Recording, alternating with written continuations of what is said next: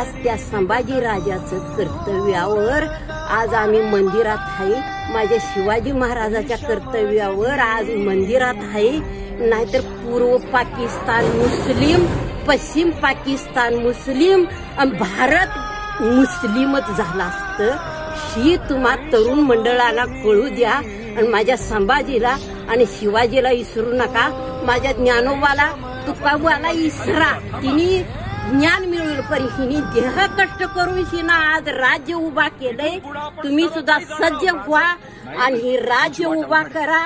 आया बहिणीची आबरू तिने कशी केली होती, जपली होती, तशी तुम्ही सुद्धा जपा आणि राज्य आपलं सुखी राहावा.